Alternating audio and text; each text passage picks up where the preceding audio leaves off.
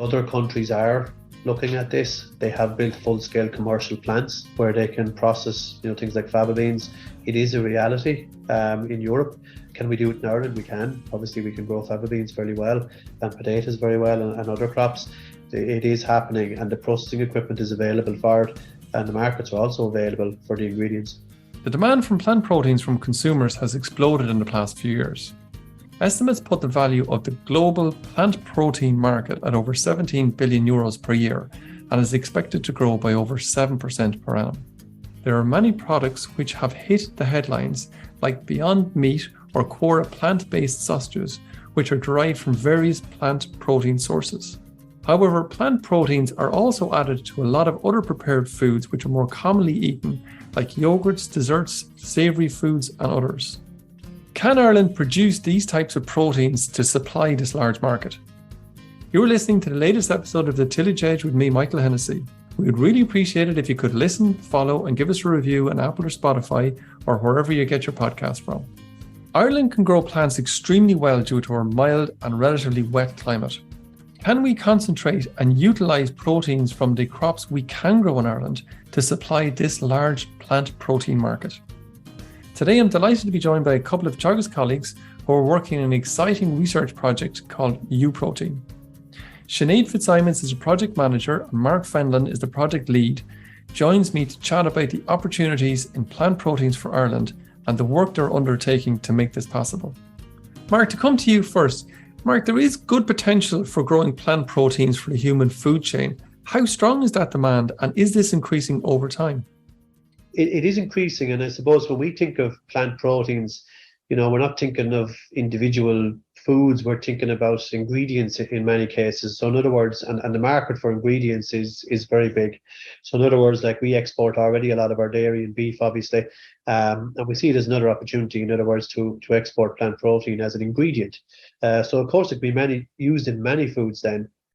So formulated foods or prepared consumer foods and so on, they all are prepared with different ingredients, and of course protein is key because you need protein for growth, and as the world population is growing, as we all know, and incomes are increasing and different changes in socio-demographics and so on, the market for plant protein is certainly increasing.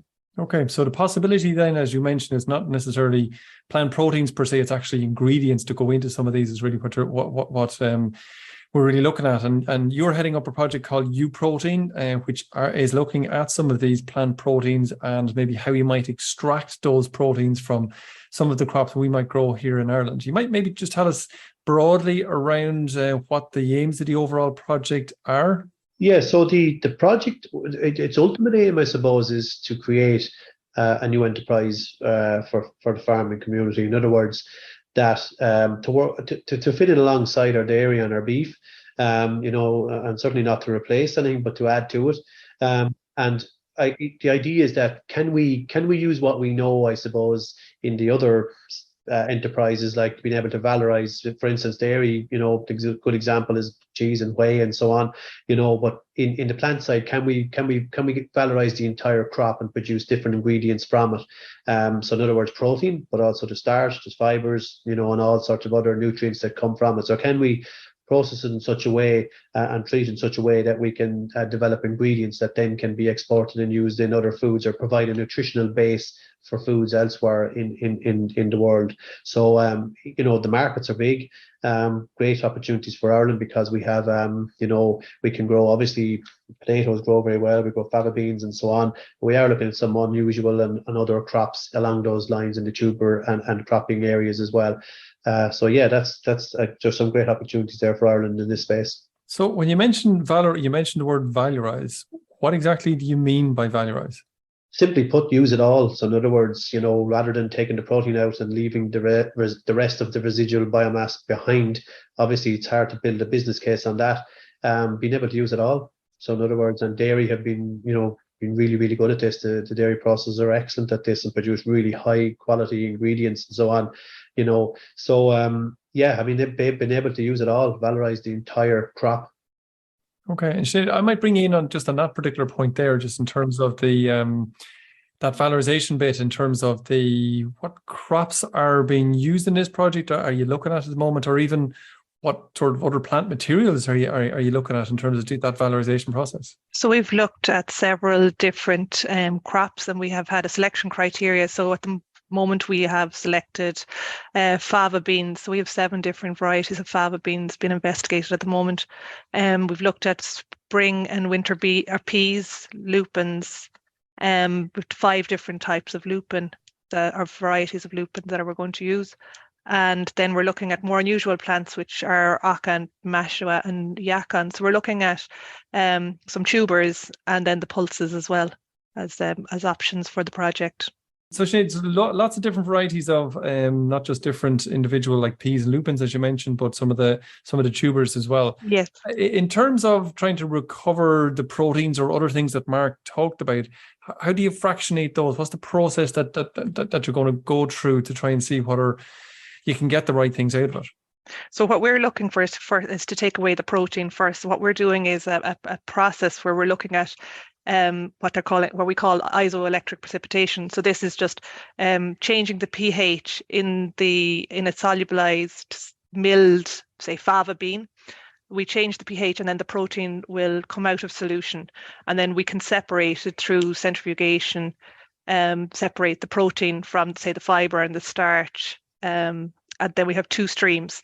So one stream is our protein stream, or our protein enriched stream, and the other is the stream that Mark was talking about earlier, where we're looking to add value to this as well. So what would have been considered maybe a byproduct, we're valorizing that as well as part of the project. So, and then for, say, the aca and the mashua, what we're looking at is extraction of soluble material. So we will, what we're calling juice the aca and the mashua have 2 streams, have a soluble liquid stream and then a more fibrous stream that we can dry. And we've been drying all of the streams to be able to then work on them through the project.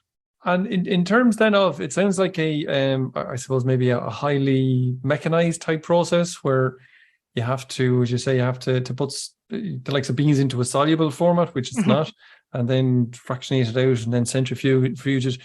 Is that, in terms of the product that you're going to get out the far side, is that denatured or in any way, or is it, are we still able to retain the essential functionality of the product? Oh, no, we've retained the functionality of the product, because we can adjust the parameters to retain the functionality. So as we were talking about, or Mark was talking about earlier, when we're looking at making this an ingredient, its functionality is key. So that's always in the back of our mind when we're extracting the protein, is that we want to retain its functionality. And Mark, just to bring you back in there, so in terms of that functionality part, so different plants are going to have different protein profiles, or maybe different nutritional elements. Do you think that will go into different streams in terms of the ingredients industry? Can we capitalize on that? The bioavailability is very important, first of all, and of the actual protein itself. And dairy, for instance, was always been, one of the most bioavailable and very high quality. Plant-based then as well. Some of them have good very good amino acid profiles. Some of them a couple of amino acids that are different, but they can be blended then to match, we'll say, or to provide the formulation you want. So yes, when you blend them, you can do exactly what you said.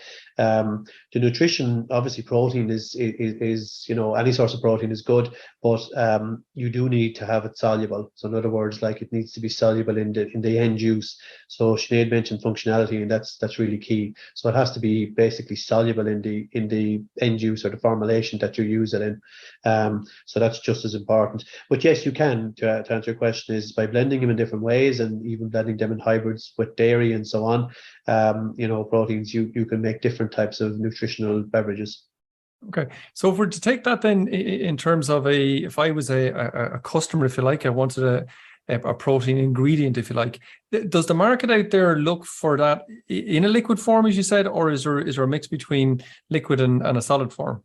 Well, again, it's a good question. I mean, powders, obviously, you're shipping less water if you do that for export, but obviously, there's more energy used to produce a powder, and then in today's, I suppose, a year of sustainability and the focus on it, things like concentrates and so on are also very important. So we're also looking at that. In other words, maybe not to go the full way to a powder, but to produce a concentrate. And they have different uses then, or end uses, I suppose, and can be used differently in different foods. But if you're shipping into a relatively hot country and you need to have the shelf life and so on, it more than likely will be the powder format that you'll be using. And again, it depends on what you're adding it to at the end of the day, and what functionality is required when it's reconstituted. Okay. And Sinead, just to bring you back in there in terms of that concentration of protein, take the peas or lupins or whichever crop maybe you might have in the top of your head, how have you been able to concentrate the likes of the proteins out of those, going from, say beans, for instance, is maybe somewhere around maybe the high 20s. Have you been able to concentrate that a bit more? We have. We've taken the flour, so we're going from a 20-25% protein content, and we've brought that all the way up to 90% protein, say for fava bean. So we have now produced a 90% protein, what's called a protein isolate, which is a very pure form of protein. To do that, is that a nice thing to do from a lab point of view, or is there a market in mind that would take in something that's that concentrated and being able to use it or blend it or mix it into a final product? I suppose there's a spectrum of ingredients. So you go anything from the flour, where you're looking at that 20% protein. You can have a concentrate then that's around 60% protein, and then the isolate is the highest protein content. So you could put the isolate then maybe into nutritional products where you're looking for, say, a large protein content or a high protein content, and maybe less other ingredients or other constituents with the protein. So yeah, there is a market for it. So just to give our listeners a little bit of an insight into that, could you give us an example? Like the powder might go into, I don't know, let's just say a nutrient bar kind of thing? A nutrient bar, or if you now start, what I've started seeing on shelves recently is plant-based sports nutritional drinks. So these are then, so we're probably used to seeing the whey-based beverages and whey-based protein powders for after sport and after the gym, where now there's plant-based versions which are based off fava beans and peas. So they're up at 90% protein, and what they are, they're the isolate, maybe plus a flavor. And then you mix this with water, and you take it after sports for recovery. Okay, and in terms of then, which is a nice example for sure on that, is the process that you have bringing it to that isolate you talk about, is that kind of it, or does it need to be brought a little bit further? Could that go, directly to that process, go directly to a company to say that, yep, we like this and we're going to put it directly into our drink, flavor it, and away we go? Or is there a bit more to it? Yeah, that would be a standard process for extraction of plant proteins. So yeah, no, that this can be used, the process that we're using and designing and optimizing can be used by a company then to extract the protein and produce the protein isolate. And in terms of the kit and everything that you're using to do that, I mean, is it small scale, as in lab-based scale, or is it pilot scale, or whereabouts are you in terms of, or a company maybe coming into you kind of saying, right, we're going to scale this, or we're going to maybe have it scaled already. We want to bring it to produce a product. Whereabouts is that process? So we're at pilot scale. So they've done it, say, the lab scale version to extract the protein. We know what we're getting, and then we're bringing to pilot scale. So that's where we, I suppose, cut off, and the next step is into probably industry. So the equipment, we've got new equipment within the research facility here that can extract the protein, and we've been working on that. What does pilot scale mean now to take up the man on the ground kind of thing? Is that tens of tons? Is that a couple hundred grams? So we're coming, I suppose, anywhere from 100 kgs up to a ton, maybe. That's the sort of range we're talking about. But usually, I think, Michael, what we try to do is, as Sinead has mentioned there, it's pre-commercial. So we sort of have a small pilot scale, and then we have maybe what you call a pre-commercial. So in other words, it needs to be scalable to a large plant eventually. So we try to mimic the bigger processes as best we can, so that it's scalable for whatever industry is going to take it on. In terms of some of the technology you're using, is it in any way similar to what they're using in the dairy industry to scrub or extract proteins out of that process? Yes, it is similar. Having said that, obviously milk is liquid, So it's, there's some different processes up front for the plants because it's not liquid. So there are different processes up front, but you can use a lot of the same technology for it. I suppose it's the interesting bit comes around the valorization. So in other words, to use the other streams, whereas as milk, because it's all liquid, you can make lactose, you can make whey, and so on, out of cheese, but after making cheese and so on, or concentrates, you permeates and all various ingredients. Whereas with the plant-based, you have much more solid-based material, so there is different processing needed there, but you can use some of the dairy, and we have adapted some of the dairy technology for these uses here with plant. So would there be any fear that a dairy plant could be repurposed over the quieter time of the year to do something like this, Mark, do you think? Well, to be honest, if it's interesting. It's an interesting point because as you know, there are peak in the dairy the seasonal milk supply that we have. So you could use the spray dryer, yes, for some of the ingredients, and you could process them later in the year or earlier in the year. Is the answer there? Maybe not all of the plant, because some of the other parts of the plant cannot be dried on spray dryers. But you could use it, yes, for some of the applications. Okay. And maybe, Mark, just a final question to you. In terms of some of these proteins, the high concentrate ones, or maybe even the isolate ones that Sinead's been talking about, have you tasted any of these, or have you put any through a taste profile? I mean, do they lose all taste and are just tacky kind of stuff, or what way do the taste or look like? Well, they are different. That's the first thing I'd say. Okay. Was that a good answer? But yes, they are different. And I suppose if you were to pick two things that I suppose the processors or people who work in this space look at, the solubility is one and taste is the next. Because yes, depending on some of the protein isolates, they do taste different. In some cases, can have some challenges, but in some cases, can be very suitable. It depends on the application, but some of them do have stronger flavors. All right, so that's something that people work on a lot. But the majority, I'd say, and depending on how they're treated and so on, they do fit in fairly well when mixed with other ingredients. Okay, but as you say, like you say, they are mixtures, I suppose, for the most part, and flavor comes from maybe a different direction to get an overall consumer product. Yeah, the protein is usually a nutritional base, that you start with. You have to, the other ingredients you bring in as well will provide you with the flavor, as you say, in many cases.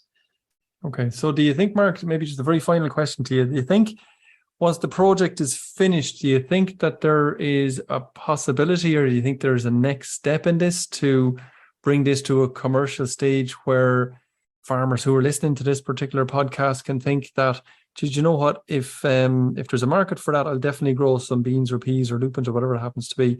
I can grow for that market and I can deliver stuff into to a merchant or wherever central place to make sure that market is developed. Well, I suppose the answer is that would be a really nice outcome. And can it happen? Like other countries are looking at this. They have built full-scale commercial plants in some countries where they can process, things like fava beans into different streams and so on. So it is a reality in Europe. Can we do it in Ireland? We can. Obviously, we can grow fava beans fairly well and potatoes very well and other crops.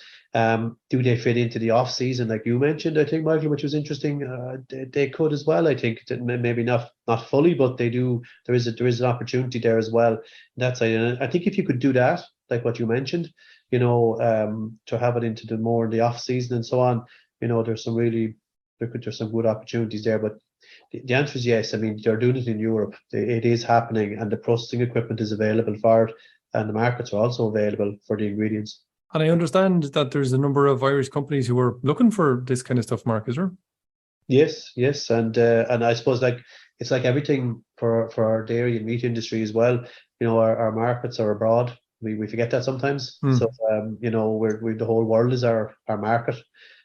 So if you can produce ingredients, proper shelf life and flavor profile, as you said, and proper functionality, as Sinead mentioned, there are opportunities. The markets are there in many cases. We don't do that ourselves, to be honest. We're not, Teagasc, as you know, we're working on the research side of it and the technical side of it. But from speaking with my industry colleagues and so on, the markets are there. Okay, listen, that's brilliant, Mark. I'm delighted that the markets are there, and I think everybody listening to the podcast will be kind of going with bated breath, kind of saying, where are the markets? Hopefully they'll be there sooner rather than later. But Mark, thanks very much for your time, and Sinead as well. I'm delighted to chat to you, and we might have you back on again, maybe towards the end of the project when we get a bit more results from it. Thank you. Thanks, Michael. Thanks, Michael. So that's it for this week, and my thanks to Mark and Sinead for joining me on the podcast. Don't forget to go back and listen to the other episodes in the protein series where we covered the potential of growing beans in 2023 and the use of beans in the animal feed market. So finally, don't forget, if you enjoyed the podcast, then recommend it to a friend or colleague. And as always, rate, review and follow on Apple Podcast or Spotify so you never miss an episode. And for more information, go to teagasc.ie. I'm Michael Hennessy. Thanks for listening. I'll be back next week with more tillage news and advice.